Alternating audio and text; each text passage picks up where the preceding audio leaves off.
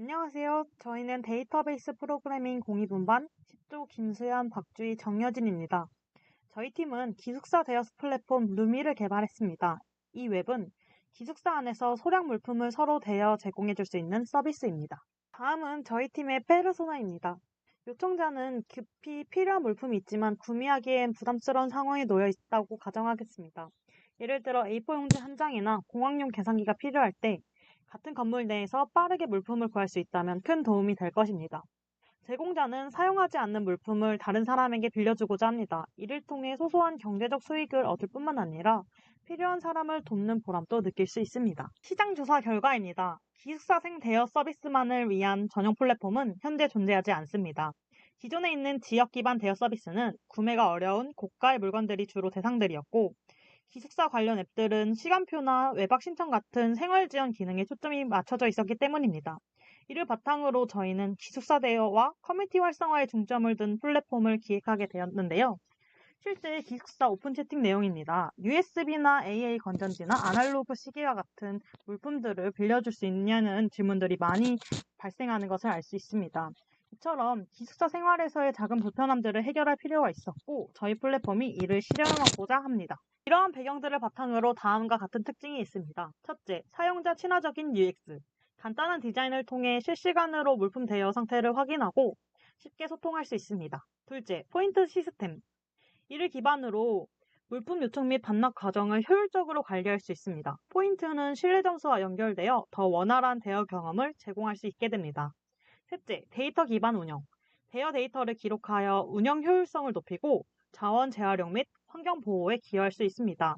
이 웹을 통해 기숙사 생활에서의 불편함을 해결하고 경제적 부담을 줄이며 자원의 재활용을 통해 환경 보호까지 실현하고자 합니다. 더 나아가 기숙사생들 간의 소통과 협력을 활성화하여 상부상조 문화를 형성하는 데 기여할 수 있습니다. 루미의 주요 기능입니다. 사용자 등록 및 로그인, 물품 대여 또는 제공 게시글, 대여 확정 시스템, 쪽지 포인트 시스템 등이 있습니다. 이 중 게시글에서는 대여글 작성 검색, 상세 보기가 가능하고 요청글과 제공글을 구분해 두었습니다. 사용자는 손쉽게 요청글 혹은 제공글을 작성하고 조회할 수 있습니다. 다음은 요구사항 분석입니다. 기존에 과제 제출한 것과 달라진 점이 있는데요. 바로 로그인 기능에선 로그아웃 기능이 삭제됐고, 쪽지 기능에서는 읽었는지 확인할 수 있는 부분이 삭제되어 기술적인 원활함을 완성시켰습니다. UML 파트입니다. 이 부분 역시 기존 과제와 달라진 점은 없습니다.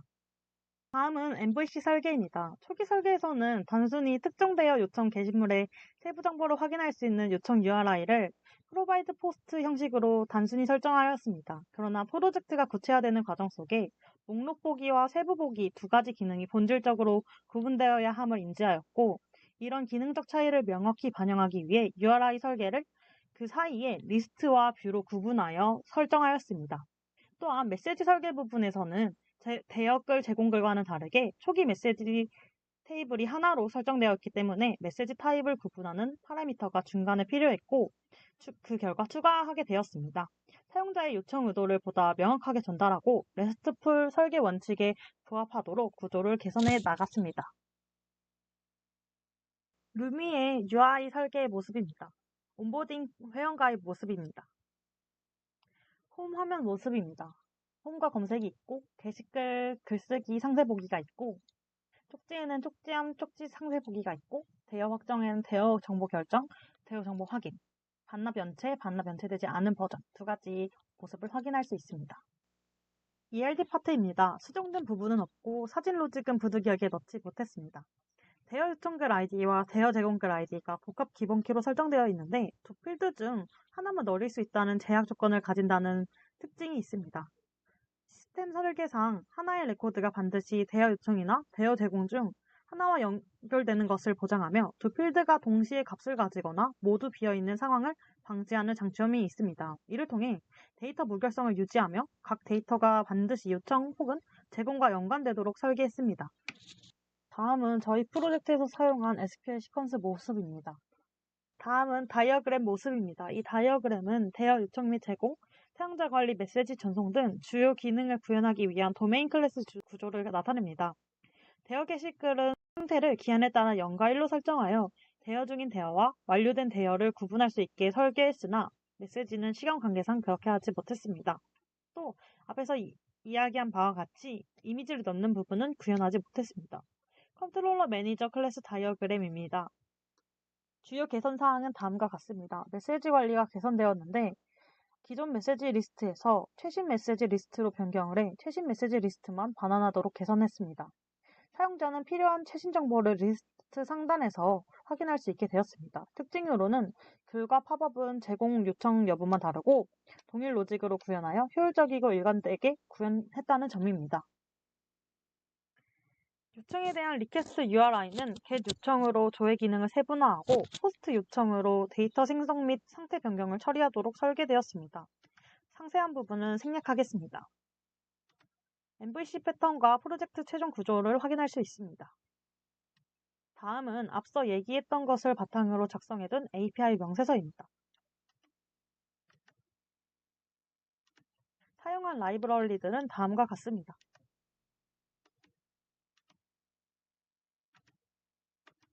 사용한 툴은 다음과 같습니다.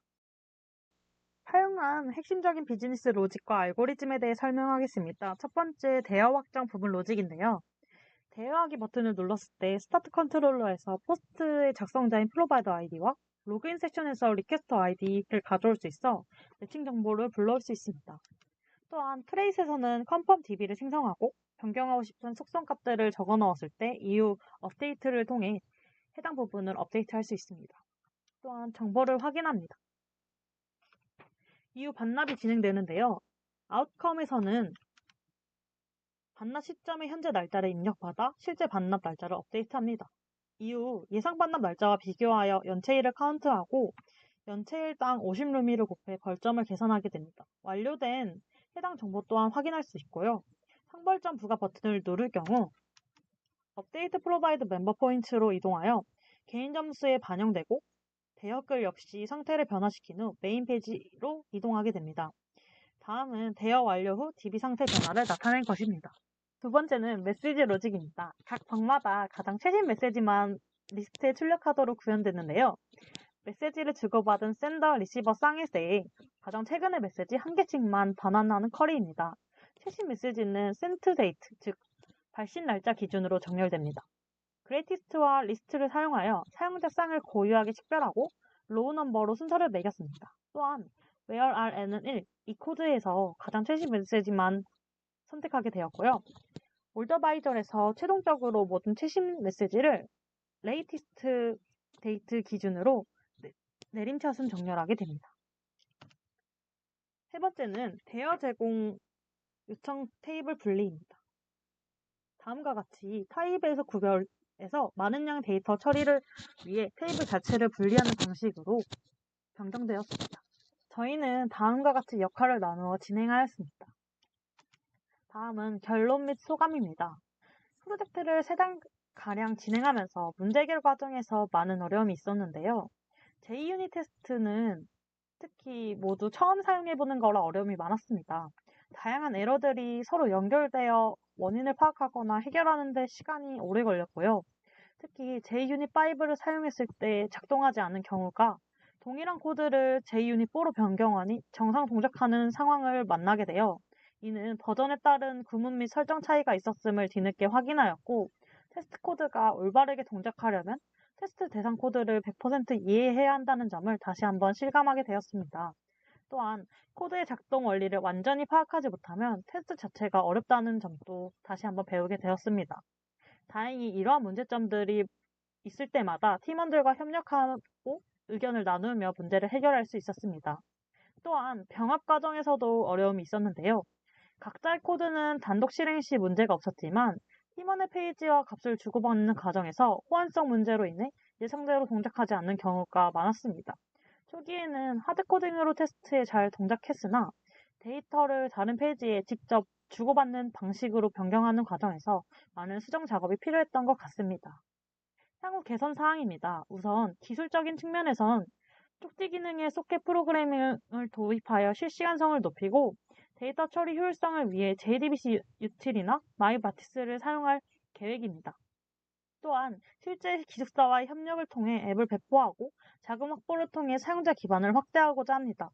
기획 단계에서 발생했던 논리적 오류를 보완하여 더 완성도 높은 웹으로 발전시키는 것을 목표로 하고 있습니다. 저희 팀의 소감은 다음과 같습니다. 이번 프로젝트는 9월부터 12월까지 진행되었으며 ER이나 ERD 다이어그램 같은 도구를 활용해 데이터베이스 설계와 로직 흐름을 체계적으로 정리할 수 있었습니다. 기획 단계에서의 논리적 완성도가 프로젝트 성공에 얼마나 영향을 주는지 깨닫는 계기가 되었고, 교수님의 피드백을 통해 지속적으로 개선해 나갈 수 있었습니다. 또한 JUnit을 활용해 테스트의 중요성을 몸소 느낄 수 있었고, 데이터베이스와의 연결 및 테스트 과정을 거치며 실제 서비스 개발에 필요한 기반 기술들을 익혀나갔다는 점 역시 너무 만족스럽습니다. 이번 프로젝트는 단순히 결과를 만드는 데 그치지 않고 기획, 개발, 테스트 모든 과정을 경험하며 협업의 중요성을 배울 수 있었던 뜻깊은 시간이었습니다. 이를 통해 팀원들과 목표를 이루며 뿌듯함을 느낄 수 있었습니다. 마지막으로는 시연 영상을 보여드리겠습니다. 다음은 시연 영상입니다. 인처음 서비스를 실행하면 로그인 화면이 보입니다. 계정이 없다면 회원가입 기능을 통해 생성이 가능합니다. 다음은 회원가입 페이지입니다. 아이디와 닉네임의 경우 중복 확인 절차가 있고 기숙사 정보까지 입력해야 회원가입이 가능합니다. 다음은 로그인 페이지를 통해 서비스 사용 페이지로 입장해 주겠습니다. 다음은 메인 페이지입니다. 대여 요청글과 대여 제공글을 리스트 형식으로 확인할 수 있습니다. 원하는 대여 물품이 있다면 검색 기능을 통해 찾을 수 있습니다. 예를 들어 돗자리를 검색할 경우 등록된 해당 대여글을 찾아볼 수 있습니다. 원하는 대여가 있다면 직접 게시글을 작성할 수 있습니다. 저는 이렇게 미리 적어봤는데요. 저장하기 버튼을 눌러서 대여 제공글을 작성 완료할 수 있습니다. 그러면 이렇게 8핀 아이폰 충전기 제가 적은 글을 확인할 수 있습니다. 이제는 쪽지 기능을 통해 대여 관련 정보를 확인하는 모습을 보여드리겠습니다. 본인이 적은 글에는 쪽지 보내기 기능이 없고 다른 사람이 적은 글에만 쪽지를 보낼 수 있습니다. 그러면 방금 적은 8핀 아이폰 충전기 제공글에 쪽지를 보내보겠습니다. 현재 해당 글에 쪽지를 보내기 위해 다른 계정으로 로그인한 상태입니다. 다른 계정이기 때문에 이렇게 쪽지 보내기 버튼이 확인할 수 있는데요. 한번 쪽지를 보내보겠습니다.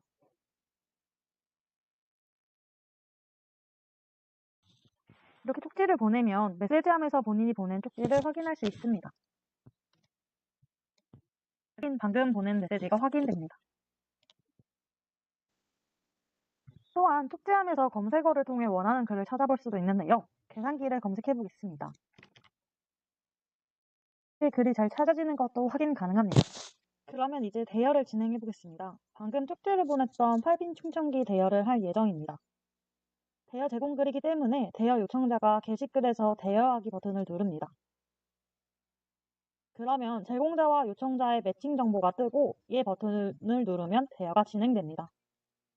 다음은 대여 정보 결정을 할 수 있는 페이지입니다. 쪽지 기능을 통해 대여 관련 정보가 변경이 됐으면 해당 페이지에서 해당 정보를 수정할 수 있습니다. 저는 반납 날짜를 수정해보고 제공 상점을 400루미로 변경해 보겠습니다. 대여 시작 버튼을 누르면 대여가 시작됩니다. 다음은 확인 페이지로 바뀌었는데요. 대여가 진행되는 동안 해당 페이지를 통해 대여 정보를 확인할 수 있습니다. 요청자는 대여 물품을 대여하고 반납을 하고 싶을 때 해당 페이지에서 반납 진행하기 버튼을 눌러 반납을 진행합니다. 반납이 진행되면 진행된 그 시점에 맞춰 연체 페널티가 계산되기 때문에 중간에 한 번 더 재확인을 할 수 있는 페이지를 추가했습니다. 이 버튼을 누르면 반납이 확정되고 기존 대여 정보에서 추가적으로 생성된 실제 반납 날짜와 연체일 기준으로 일당 50루미가 계산된 벌점 및 상점 점수를 확인할 수 있습니다. 5일 연체가 되었기 때문에 1일에 50루미여서 250루미 벌점이 책정되었습니다. 만약에 연체가 없을 경우엔 벌점은 0점으로 처리되지 않습니다. 해당 정보를 확인하고 상벌점 부과 버튼을 진행하게 되면 제공자에게는 상점이, 연체한 요청자에게는 벌점이 개인 점수에 반영됩니다. 또한 그 버튼을 눌렀을 때 해당 게시글의 상태가 대여 완료로 변해서 리스트에서는 방금 8핀 충전기 글이 사라진 것이 확인됩니다. 이렇게 회원가입 로그인, 게시글 검색, 게시글 작성, 쪽지 보내기, 쪽지 검색, 대여 진행 절차 기능을 모두 확인했습니다. 시연 영상을 마칩니다. 감사합니다. 지금까지 기숙사 내 간단 물품 대여 및 제공 서비스를 개발한 룸이었습니다. 감사합니다.